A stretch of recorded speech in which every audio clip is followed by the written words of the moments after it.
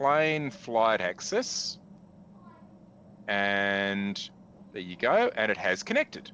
Okay, that actually did work. And now it's doing the param FTP, which it succeeded on. It's in RTL mode. Let me just pop it into another mode, exposing my, you know, how bad I am at running Mission Planner. So let's arm it. Now, I've probably got like rudder reversed and elevator reversed or something. Is it going to do RC control? Okay, I've got RC. You can see the elevator moving, right? So in here, if I zoom in, oops, view, zoom type, manual, and zoom right in, can you see there's the rudder that's moving in the right direction? Elevator, yeah, elevator looks right. And yes, the only thing we haven't got is some throttle. Okay, so now I'm in set mode, fly-by-wire A, and there's some throttle. All right, and so it seems to be, it wants to run in a corner. Okay, we haven't set up the extra channel for the nose wheel. I wonder if we can just power it off the runway anyway, and let's see if we can get off with no nose wheel. No, we're not going to be able to. Okay, well, why don't I set this plane up just to, as an education thing, I will now set up this original big stick for use, right, with Ardupilot. Okay, I'll show you basically how much time you got this evening. Oh, loads. It's this morning here, mate, and I'm recording now. Hopefully I'm recording. Oh, good. Okay. With so what sound. I'm going to do is basically run through the process. This is the original big stick. It's actually a nitro. You can see that, the little nitro motor on the front. I'm going to set up this aircraft. I've had several of those. I love them. I love that airplane. All right. They're wonderful aircraft. Yeah. So this aircraft, it comes out of the box in real flight as a aircraft designed to be flown by a manual pilot in real flight. And it's got several features that make it not ideal to be flown by an autopilot. So the first thing we do, we go save as big stick electric, AP, Ardupilot, okay? Like that. Yeah. So we now called it a different name. So that means we can now save changes to it, right? And there's this process you need to go through. The first thing you need to do is this fairly tedious thing where you go and I'll move the camera so you can actually see me. So what you do is you have to go through and first of all turn off the exponentials and get all the inputs. So I've got input channel 1 and looks like this is already done. Activated when never input. A lot of these tend to come with all these expos and things and low rates. And the problem is that affects Ardupilot. The autopilot doesn't want an expo on its ailerons, right? You want that in the transmitter because Ardupilot fakes all of these. It provides these inputs via the flight access protocol. So you've got to check that they're not doing any expos or anything like that. Okay, so that's all good. So now we've got channel 5, which is probably going to be our nose wheel. Okay, so we've got a reasonable set. First 5 radio channels are all mapped reasonably. Let's go to the electronics, and we've got an aileron servo coming from channel 1, and we've got analog servos. They're a bit slow, that's fine. Camera pan, we don't really need that. Elevator servo is on channel 2. Rudder servo on channel 4. Here was our problem. Steering wheel servo channel 5, right? So it wants to steer on channel 5. Okay, so where's channel 5 on this radio? There it is. See the steering wheel going around there, right? Like that. Okay, so Ardupilot's got to be configured to have the steering wheel on channel 5, then throttle on channel 6. All right, so that's all good. So we're going to pop out of there now, and then I'm going to come back in here, and I'll just disarm the aircraft while I'm reconfiguring it. And now I just need to go into the configuration and the full parameter tree and servo 5, knowing of course that I'm not much of a mission planner user, but anyway, so servo 5 function, we've got to now double set this, and there is a trick to bring up the list, isn't it? There's a way of making that servo 5 function to be steering. And what's the trick in Mission Planner? There's L, some I trick can't here. remember. I'll bring up the list. Is it L? Is it L? No. Okay, no, L doesn't work. So blind leading the blind here. So what I'm going to do is I'll just go and look up the steering wheel is 26. All right. So, and I'm sure Michael will be cringing if he ever sees this video that, Tridge doesn't even know how to bring up that list in Mission Planner. I thought it was a double click in there. Maybe it's only in the other full parameter list, not the tree. So it's now function 26. Okay, great. So we now have steering set up in Ardupilot. Okay, so let's go back here and see whether, notice our little nose wheel, and by luck, it happens to be going in the right direction. If it wasn't going in the right direction, we could just set this reverse number here. All right. Yeah. So now we have all of our controls, except elevator. Look at that. The elevator goes down, right? That I'm actually, actually, that is the right. Let me double check. I think I am. What am I doing on this transmitter? What have I got on this transmitter? I'll just check channel 2 in and make sure that we're mapping it correctly. Channel 2 in. That'll do. And yes, it's a reversed. So I have a reversed because I'm pulling backstick, right? Which means the convention in Ardupilot was this should be a high PWM value, and instead it's going low. So I need to make sure that RC2 is set up correctly, and it is set up as reversed. Because we tend to do things AETR, don't we? Aileron, elevator, throttle, rudder, for those. But it's a reversal, channel 2 reversal. Some radios do it one way, but what's wrong is the servo 2 needs to be reversed.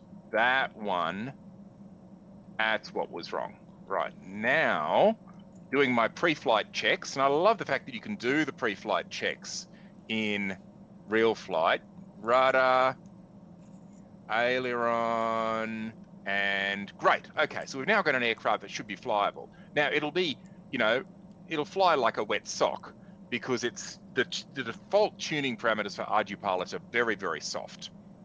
So let's go and arm it, and I'll just zoom out a little bit and give it some go, and off she goes, and we're now flying the plane in, and it is, as I said, flying like a wet sock. I'll bring it back past the runway.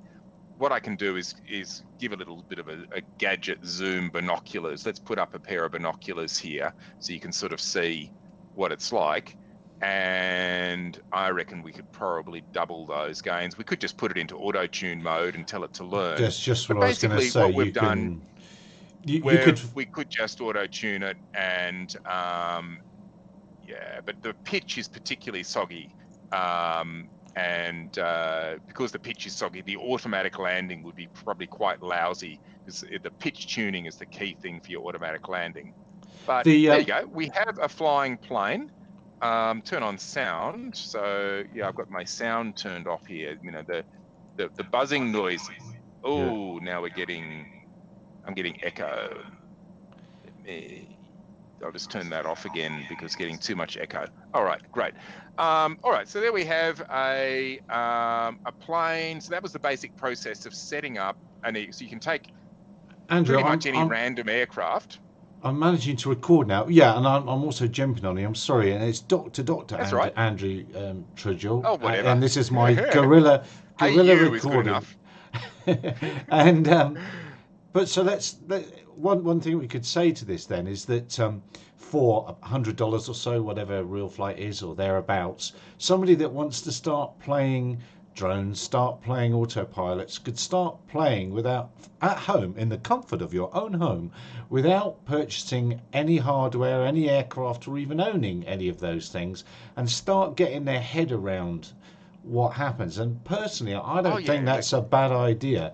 If you're at all curious, then start playing this way. You're not leaving home. You can spend hundreds of hours working out how it works, and then move on to the bits where you make mistakes. It costs you a lot more money. That's my thinking that's anyway. right. That's right. So so real flight is great for the built-in simulator is people can learn how to fly Ardupilot with just the built-in sim. Okay. And you don't need to buy real flight, X-Plane, any of that. But if you want this type of sort of immersive environment and much more the feel of actually flying a real aircraft, then one of the commercial simulators that Ardupilot supports, it can be very worthwhile. And as you say, it'll save you in the, rebuying your physical aircraft. Yeah, absolutely. It's also just a lot of fun. It allows you to try, if you want to try something like prop hang, right?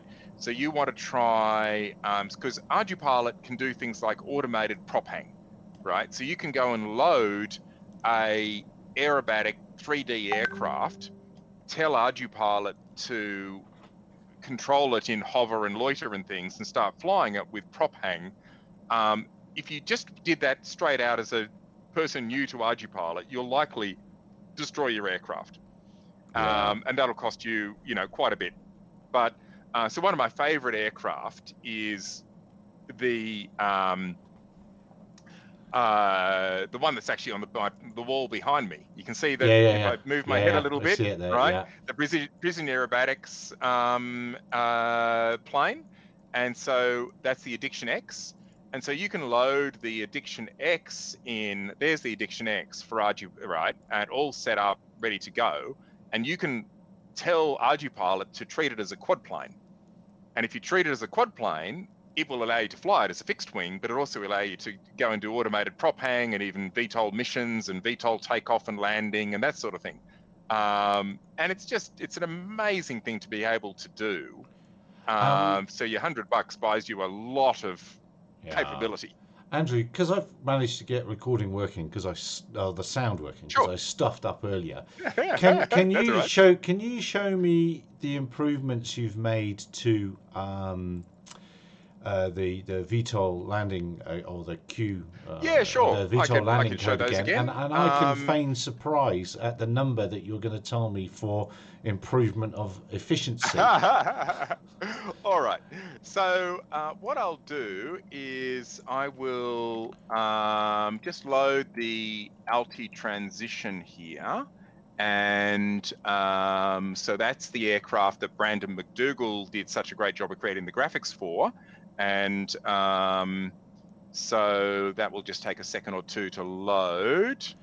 Because what dear view I've got going here is I reached out to Tridge because I'm having difficulties with my real Flight 9 and I am more of an X-Plane fan, I have to say. But then because I'm generally simulating different things, when I simulate stuff, I'm trying to get my head around what would happen in the real world if I had an aircraft going from X to Y and what would it look like and what are the implications and what airspaces it's going through. I'm using it to think about other things really, not set up aircraft. But I want to play this game now, and so Andrew very kindly said, "Oh, well, I'll have a look," and he's taken me through all these new improvements. So yes, sorry Andrew, I stopped you while that was loading. Go ahead over. No worries at all. All right, so we've got this Alti transition quad plane, and what I'm going to be doing is running through, and I'll first of all actually switch branch. So I'm running two computers here now. With the way you're recording, is having both computers being done? Does that work for you? Yeah, Are you clicking between them? Well, I can jump around whatever screen you'll manage you send that. me. So there you go. So that will now be. This is now my Linux box, and where I am going to load the code for the Alti transition using our existing master code. So this is the experience that people would get if they run the existing Quadplane code, right? And so here we have Eli Field, and one of the nice things about using Eli Field is that the satellite view aligns just right with the actual view you get looking out here, right? Which is really nice because there's most of the airports in real flight don't actually align with the real world. Okay. And now let's see whether this is. I just remember I reset real flight earlier. The frame rate's way down. I'm just going to stop sharing and share just that one window, so that hopefully my frame rate will be somewhat more reasonable. I also reset the graphics on here, so hopefully that's getting a little bit more slow, only about 300 frames a second. It'll probably work at that, but normally what I do is I drop down the graphics details and things down here a bit when I'm flying. All right, we'll try it like this anyway.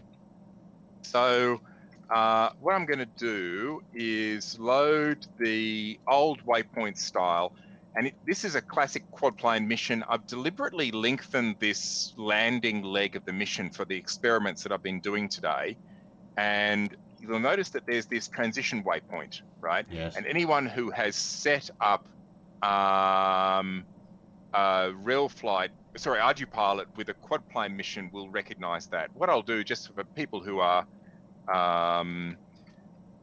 more used to Mission Planner, what I'm going to do is forward this to Mission Planner so that Mission Planner is also connected to the same mission, all right, to the same aircraft. So that means I've got two ground stations running at once.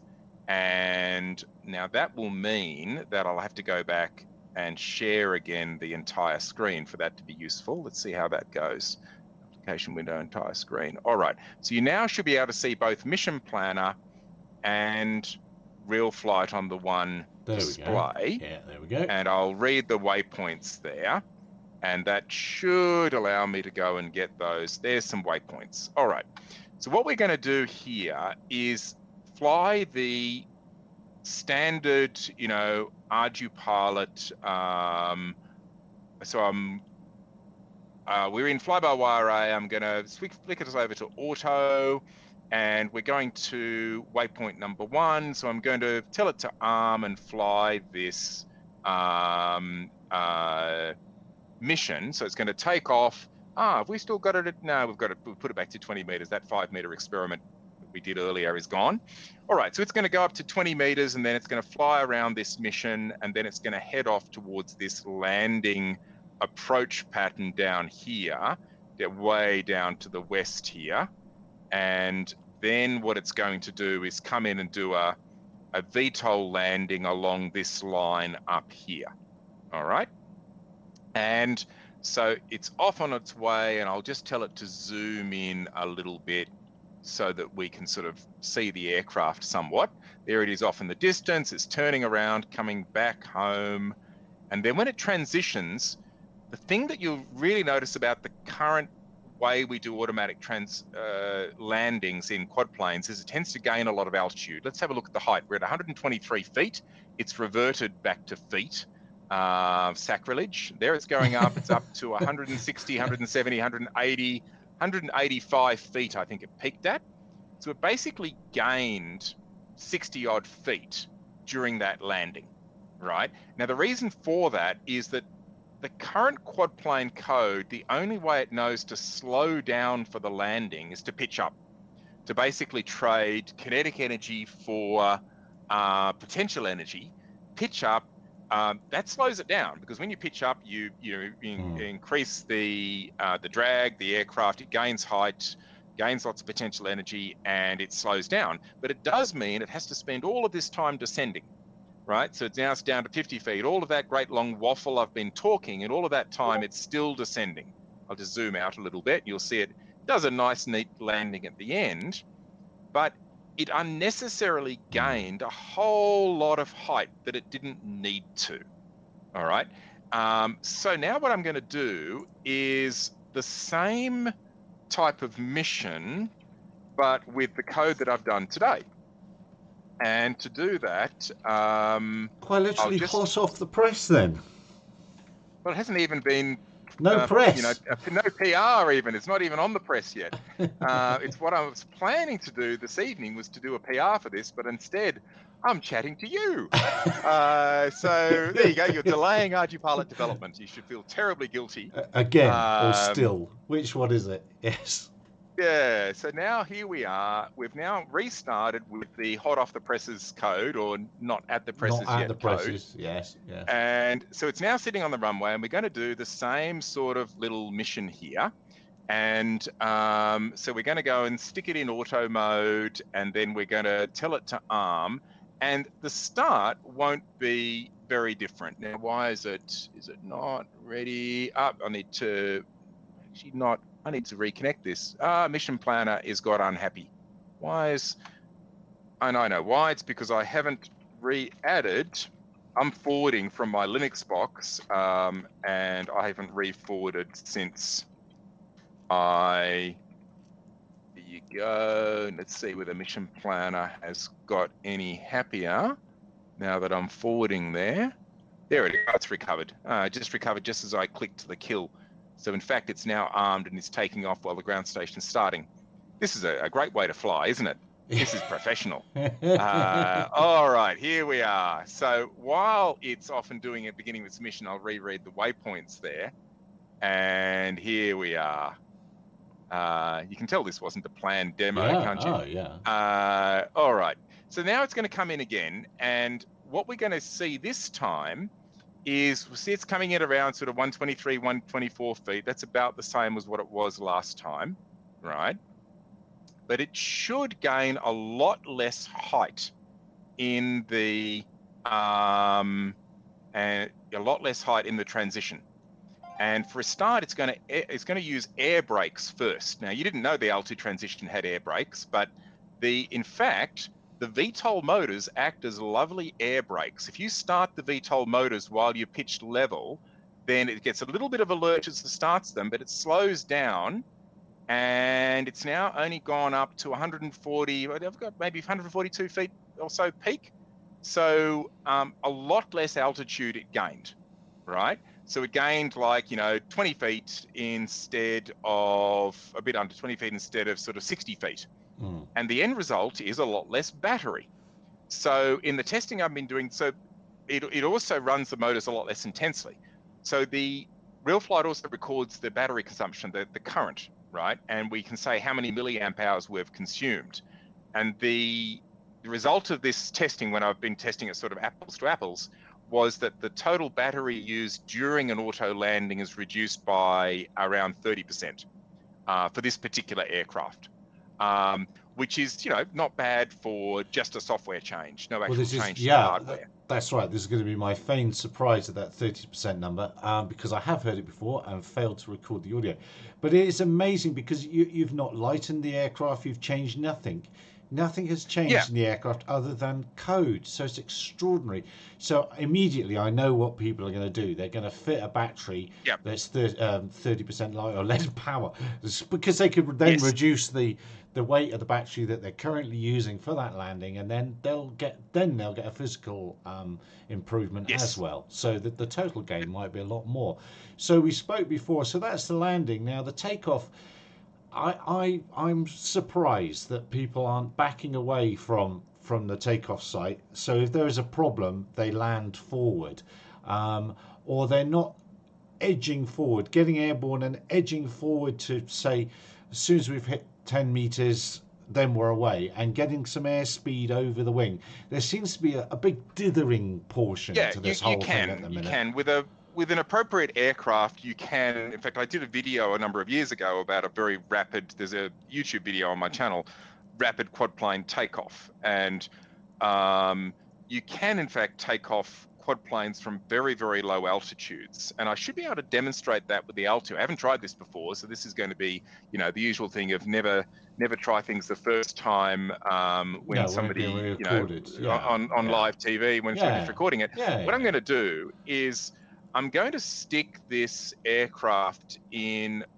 fly-by-wire mode, and then I'm going to pick up the transmitter. So it's in fly-by-wire, and I'm at 0 throttle, and I'm going to arm it.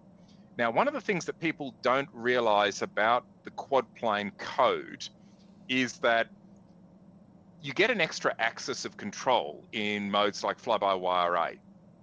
So you notice it started spinning the motors. You can see that there. The motors are all spinning there. These sort of so if I disarm it again, you'll see that the motors, stop spinning down, and then I arm it, they start spinning again. All right. So my motors are spinning up, and it's sitting on the ground. And when you've only got the 2 sticks, which gives you 4 axes. Okay. Now you could use a slider or something for an extra axis, but there's a trick we use in quad planes. There's no axes, there's no natural axes in a mode like fly-by-wire array for climb rate. So what we do is we use the demanded pitch as a proxy for the climb rate. So if I put up elevators, what I'm doing here is I'm just going to pull back on the elevator stick, right? Yeah. That actually says I am trying to climb, and it'll also pitch up, unfortunately, right? But it will actually climb as long as it doesn't end up in the air. It's going to run into there. Yeah, we don't have a lot of yaw control. What I'll do is I'll start it again. This time I'll deliberately take active control of the yaw. So come on, reset. Yeah, this is where I should have set up the frame rates before. All right, so what I'm going to do is climb there, and yeah, I'm not going to get enough yaw there. The thing tends to flopping over a little bit. I've managed that, but I didn't realise that's what I was doing. You see, I tried that, just full power, yank the stick back. Yeah, and on many quad planes you can do it, right? And in fact, if I go to Q loiter and I just take off in Q loiter first, okay, then I could go to fly-by-wire at a height like that and get the aircraft off, right? So I'll go to fly-by-wire A, okay, and what I'll do is, I didn't do it fast enough. I was at 0 throttle. Sorry. Terrible demos. That's okay. All right, let's try it again. We'll get a little bit more height, and I'll leave the throttle up when I go to fly-by-wire A, and it will get off and away. All right. Yeah. So we can in fact do that. It's not generally recommended, but it will do it, and you do get climb rate based on the demanded pitch. The reason why we don't normally do it is all of your tuning's got to be just right and your center of gravity just right to do a really low takeoff, or what you end up doing is the aircraft starts transitioning forward and it loses a few meters of altitude. And one of the things that I'm intending to do but haven't done yet is make it aware of that sort of a choice and make it have a very high priority for staying above your initial altitude if you want to play those sort of games and do very low takeoffs. So if I'll just disarm it again and reset it back to the ground, and then if I go and edit this mission, and I think I also stopped you saying, which I had heard before, that your new landing, it does the whole transition based on where it's going to land. I stopped you saying the most important bit, didn't I? That's right. So that's the other part of the new landing system. So if I read these these old waypoints and I read those back there, and so there you go. So there's this waypoint here. With the current quadplane code, anyone who does quadplane planning knows that you've got to get this waypoint, the one just before the landing, in just the right position, right? So there's my VTOL land waypoint number 12, and number 11, the position of number 11 is quite important, because if you don't get it right, if you get it too late, it ends up climbing far too much because it has to slow down really rapidly. Yes. If you get it too early, then it ends up crawling along this last waypoint very, very slowly. And so there's sort of a fine art of trying to get this waypoint in the right position. But the correct position actually depends on the wind conditions, right? Which is a terrible way to set things up. And so one of the things this new system does is the new system goes away with that. You don't need that waypoint at all. So if I go and reread those new waypoints, then you'll notice that it's just not there at all, because the way it works is this whole landing leg, it starts off doing it in pure fixed wing mode, and it's constantly calculating based on the ground speed, which is affected by the wind speed, when it needs to transition. So it calculates the transition point automatically. And that means you can just start on this landing leg from any distance away, and it will only start the VTOL when you need it, which just makes life a lot easier for people planning, VTOL missions. So that And this is really really is what it should have been like for, forever. that is but Yeah. that's the stop press. That is the stop press wow news, really, isn't Yeah, it? easier planning, much, much easier planning. And you just basically, you can set this waypoint. I've deliberately set it a long way back. That's probably further back than it really, a bit artificial. You Yeah. probably would set it sort of here or something. You just want to give it plenty of room. And then you'll find that it'll fly through that waypoint in fixed wing mode. And then it'll be constantly calculating where it needs to switch. And then it turns on the air brakes by starting the VTOL motors in what's called relaxed mode. And that just to create drag, and Relaxed mode. that uses the horizontal drag to slow it down, and then it means that you only gains, most of the tests I've been doing, it only gains about 3 meters of height, 3 or 4 meters of height compared to what 15, 16 meters of height.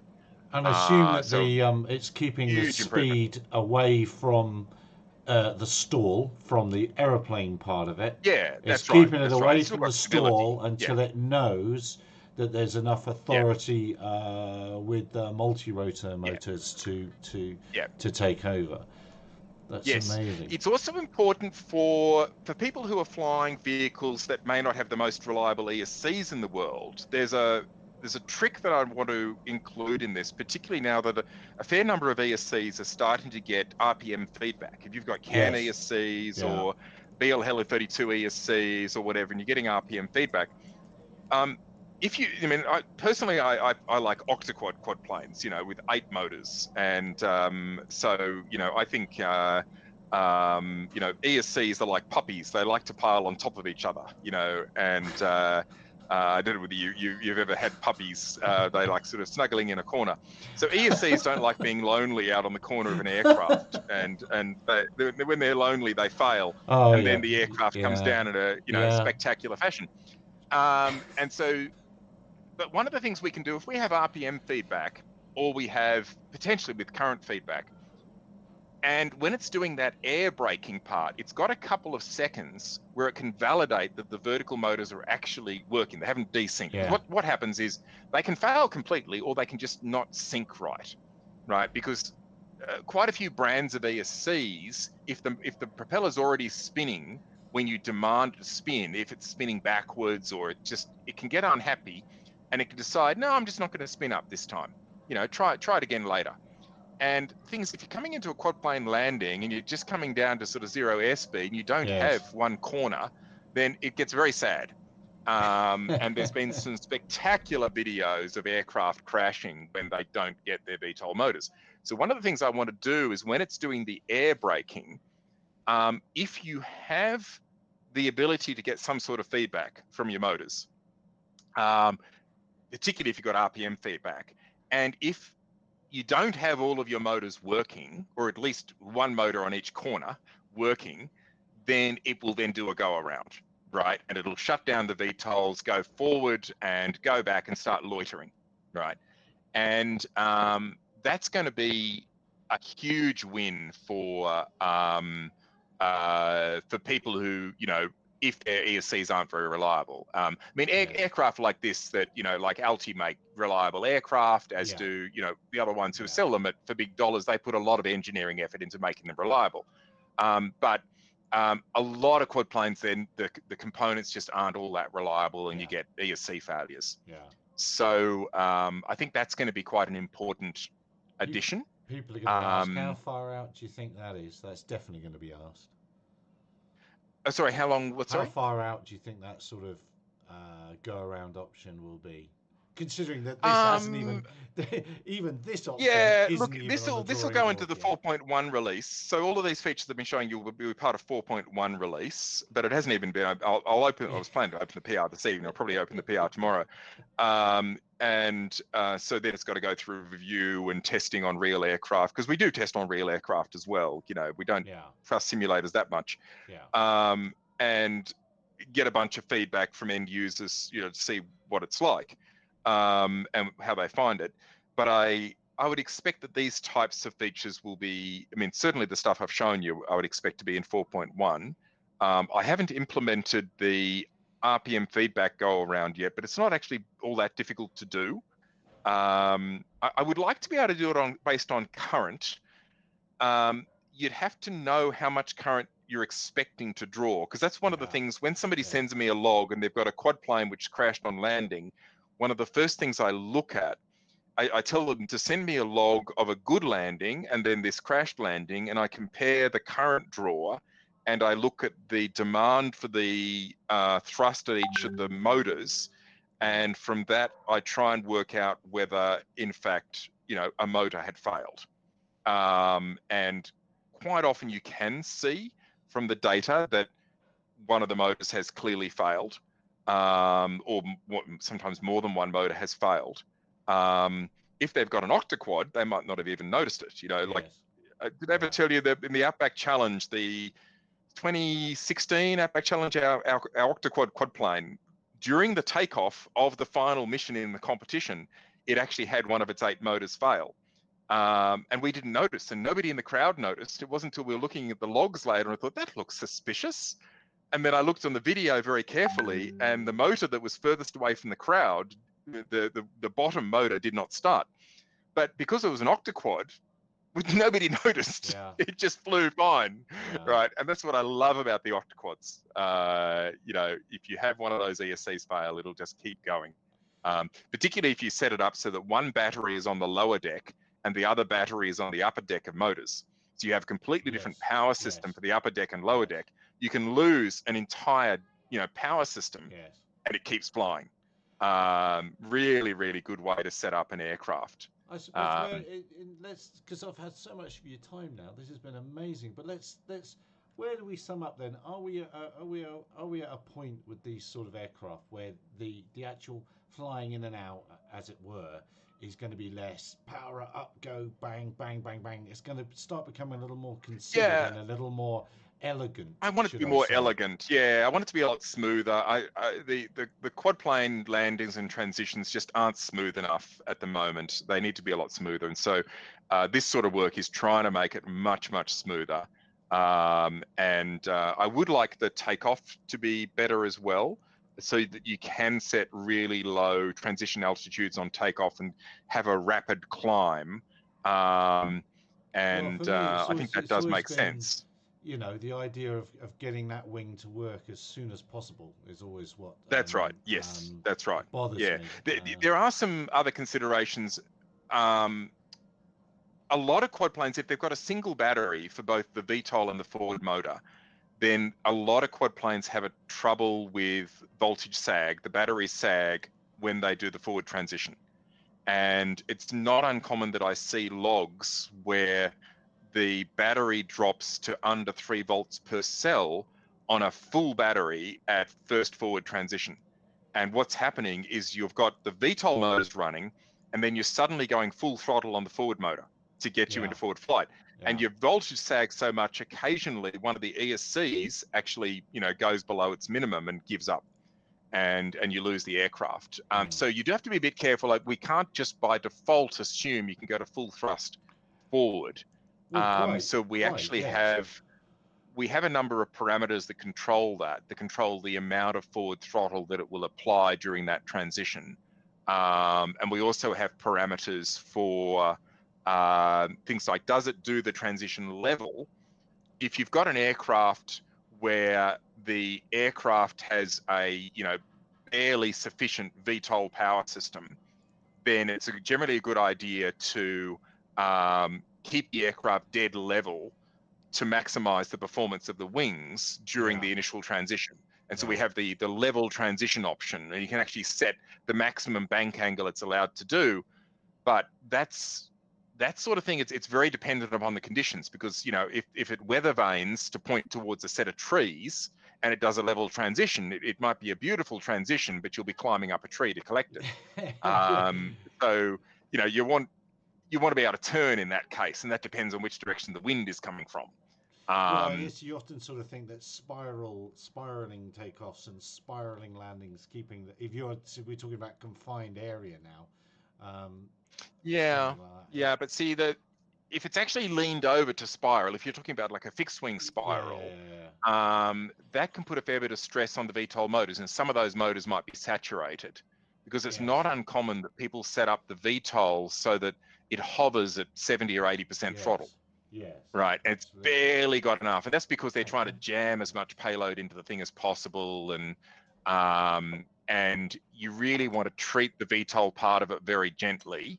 And that means keep it level, keep it pointed into the wind, do a fairly gentle transition, or your VTOL system just doesn't have the performance.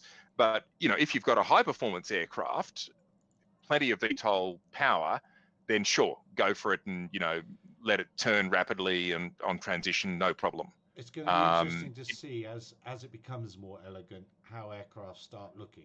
I think there can be some potential for change. And it's all very exciting. But look, that was my lunch arriving, Tridge.